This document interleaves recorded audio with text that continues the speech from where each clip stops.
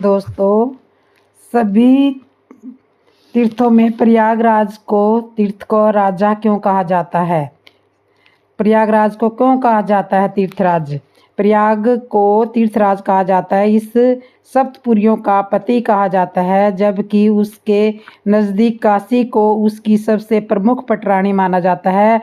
पुराणों में कहा जाता है कि अयोध्या, मथुरा, मायापुरी, काशी, कांची, अवंतिका, उज्जैन और द्वारकापुरी मोक्ष देने वाली है। इन्हें मोक्ष देने का अधिकार तीर्थराज प्रयाग ने ही दिया है। प्रयाग तीर्थों के नायक है, तीर्थों के राजा है और मोक्ष देने वाली सातों पुरियां उनकी रानियां हैं। इनमें पटरानी का गौरव काशी को प्राप्त है। काशी तीर्थराज को सबसे ज़्यादा प्रिय है। प्रयाग ने उन्हें मुक्ति देने का अबाध और अनंत अधिकार सौंप रखा है। पुराण काल में उनके लिए कहा है, मुक्ति देने नियुक्ता है, वे मुक्ति देने के लिए नियुक्त की गई है। महाभारत के एक प्रसंग में मार्कंडेय ऋषि धर्मराज युधिष्ठिर से कहते हैं कि राजन, प्रयाग तीर्थ सब पापों को नाश करने वाला है। जो भी व्यक्ति प्रयाग में 1 महीना इंद्रियों को वश में करके स्नान, ध्यान और कल्पवास करता है, उसके लिए स्वर्ग का स्थान सुरक्षित हो जाता है। इसी तरह सत्ताध्यायी के स्तंभों में त्रिवेणी और प्रयाग अनेक पौराणिक आख्यानों के अनुसार प्रयाग को तीर्थराज के रूप में महिमा मंडित किया गया है। तीर्थराज प्रयाग में सभी तीर्थों और क्षेत्रों का प्रतिनिधित्व करने वाले मठ और आश्रम है। प्रयाग से विश्व के सभी तीर्थ उत्पन्न हुए हैं। अन्य तीर्थों से प्रयाग की उत्पत्ति नहीं है। यही कारण है कि प्रयाग को तीर्थराज कहते हैं। अब प्रश्न उठता है, ऐसा क्यों? इस प्रश्न का उत्तर मिलता है श्रीपद पुराण के पातालखंड के 7वें अध्याय में श्लोक 7 में लिखा है कि जिस प्रकार जगत की उत्पत्ति ब्रह्मांड से होती है, जगत से ब्रह्मांड उत्पन्न नहीं होता, उसी प्रकार प्रयाग से अन्य तीर्थों की उत्पत्ति है। प्रयाग ही एक ऐसा तीर्थ है जो कामद भी है और मोक्षद भी है। विश्व के सारे तीर्थ इसके अधीन है, इसलिए प्रयागराज तीर्थराज है। स्वर्ग, मर्त्य और पाताल लोकों में कुल 30.5 करोड़ तीर्थ है। इन सभी तीर्थों का राजा प्रयाग है, जो मुक्ति और भुक्ति दोनों देता है। प्रयाग तीर्थ की सेवा देवता, मुनि, दैत्य आदि सभी करते हैं और प्रत्येक माघ मास में जब सूर्य मकरस्थ होते हैं तो प्रयाग में विश्व के समस्त तीर्थ और देव, धनुज, किन्नर, नाग, गंधर्व एकत्रित होकर आमंत्रित पूर्वक त्रिवेणी में स्नान करते हैं। देव, धनुज, किन्नर, नर श्रेणी, आधर, मजहित सकल त्रिवेणी।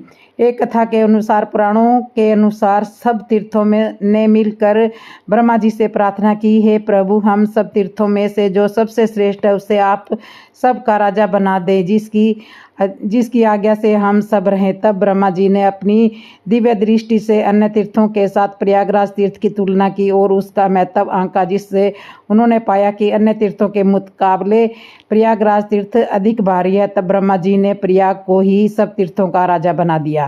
गंगा यमुना के बीच विभेद और समन्वय भावना तब प्रयाग में आकर भागीरथी गंगा यमुना में मिली, तो गंगा से पुरातन नदी होकर भी यमुना ने गंगा को अर्घ प्रदान किया। तीनों स्थानों पर गंगा दुर्लभ। मायापुरी, हरिद्वार भी प्रयाग की तरह शैव और वैष्णवों का संगम स्थल है। गौतमी गंगा, इन 3 तीर्थों का अंतर संबंध गंगा की पुण्य गरिमा से प्रमाणित होता है। त्रिदेवों की पुण्य स्थली तीर्थराज प्रयाग को पुराणों में विष्णु प्रजापति और हरिहर क्षेत्र कहा जाता है। सृष्टि रचना से पहले यही प्रजापति ब्रह्मा ने दशमेध यज्ञ किया था। तीर्थराज प्रयाग की श्रेष्ठता के संबंध में पुराणों में अनेक कथाएं मिलती है। एक कथा के अनुसार शेष भगवान के निर्देश से ब्रह्मा ने सभी तीर्थों की पुण्य गरिमा को तराजू पर तोला था। इन सभी तीर्थों में 7 समुद्रों, 7 महाद्वीपों और तराजू के एक पलड़े में रखा और दूसरे पलड़े पर तीर्थराज प्रयाग को रखा, तो बाकी तीर्थों का पलड़ा ध्रुव मंडल को छूने लगा। लेकिन जिस पलड़े पर तीर्थराज प्रयाग थे उसने धरती को नहीं छोड़ी। इस पौराणिक उल्लेख के जरिए तीर्थराज प्रयाग की श्रेष्ठता सिद्ध करने का प्रयास किया गया है। कहा जाता है कि ब्रह्मांड से जगत की उत्पत्ति होती है, जगत से ब्रह्मांड की नहीं। इस प्रकार प्रयाग के प्रयाग से सारे तीर्थ उत्पन्न हुए हैं, किसी तीर्थ से प्रयाग का जन्म होना असंभव है। एक अन्य कथा के अनुसार तीर्थराज की पहचान होने के बाद काशी विश्वनाथ स्वयं आकर प्रयाग में रहने लगे। उन्होंने महाविष्णु रूप भगवान वेणी माधव के दर्शन किए। वेणी माधव अक्षयवट के पत्ते पर बाल मुकुंद रूप धारण कर अपनी महिमा का विस्तार करने के रूप में सोच रहे थे। तभी शूलपाणी शिव अक्षयवट की रक्षा करने को वहीं उपस्थित थे। पद्म पुराण के अनुसार भगवान वेणी माधव को शिव अत्यंत प्रिय है। वही शिव अवंतिका में महाकालेश्वर के रूप में विराजमान है। वही शिव काशी की पुण्यगरिमा के कारण है। उनका प्रयाग में निरंतर निवास करना सब और वैष्णव धर्म के समन्वय का परिणाम है। तो बोलो हर हर गंगे। तो इसलिए प्रयागराज सभी तीर्थों का राजा है।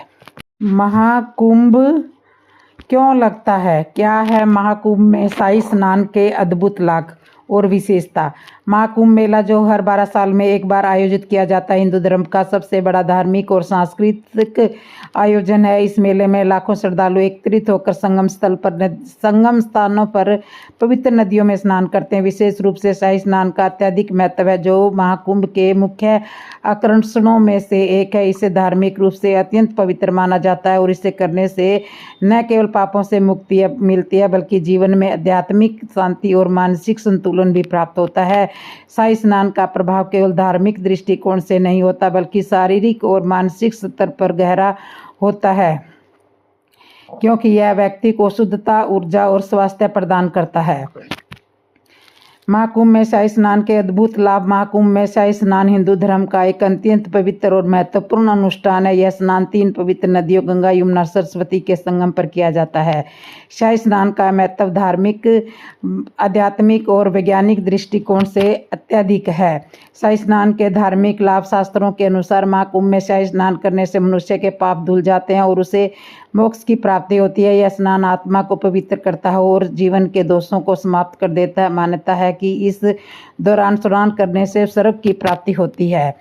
शाही स्नान के आध्यात्मिक लाभ। महाकुंभ में शाही स्नान करने से मनुष्य के अंदर सकारात्मक ऊर्जा का संचार होता है। साधु संतों में, अखाड़ों में प्रमुख महात्माओं के साथ स्नान करने से उनकी आध्यात्मिक आभा का प्रभाव व्यक्ति पर पड़ता है। इससे ध्यान, साधना और मानसिक शांति में सहायता मिलती है। वैज्ञानिक दृष्टिकोण से लाभ। महाकुंभ के दौरान संगम के जल में औषधीय गुण बढ़ जाते हैं। इस समय जल में मौजूद विशेष खनिज तत्व और प्राकृतिक औषधियाँ शरीर की रोग प्रतिरोधक क्षमता को बढ़ाती है। यह स्नान रक्त संचार को बेहतर बनाता है और त्वचा रोगों से राहत दिलाता है। सामाजिक और सांस्कृतिक महत्व। शाही स्नान एकता और संप्रण का प्रतीक है। इसमें लाखों श्रद्धालु एक साथ स्नान कर भारतीय संस्कृति और परंपरा का हिस्सा बनते हैं। यह सामाजिक सद्भाव और यह सह अस्तित्व में बढ़ावा देता है। महाकुंभ का शाही स्नान केवल एक धार्मिक अनुष्ठान नहीं, बल्कि शारीरिक, मानसिक और आध्यात्मिक शुद्धिकरण का सर्वोच्च साधन है। इस वीडियो में हमने इसे लेकर कुछ महत्वपूर्ण पहलुओं को समझाया है, जो न केवल धार्मिक बल्कि शारीरिक और मानसिक शुद्धि से भी मदद करते हैं। उम्मीद है कि आपको यह जानकारी समझ में आई होगी। महाकुंभ मेले की विशेषताएं। महाकुंभ सिर्फ एक मेला ही नहीं, बल्कि आस्था, विश्वास और एकता का प्रतीक है। यहाँ लोग संगम में स्नान करते हैं, दान पुण्य करते हैं और साधु संतों का आशीर्वाद लेते हैं। माना जाता है कि अगर कोई व्यक्ति 3 दिन तक नियम से स्नान करेंगे तो उसे 1000 अश्वमेध यज्ञ के बराबर पुण्य मिलता है। तो बोलो हर हर गंगे। तो दोस्तों, आपको मेरी ये वीडियो कैसे लगी कमेंट में ज़रूर बताना, और जिसने मेरे चैनल को सब्सक्राइब नहीं किया सब्सक्राइब करना, लाइक करना, कमेंट करना और बेल आइकन बटन तो ज़रूर दबा लेना। बोलो जय श्री राम।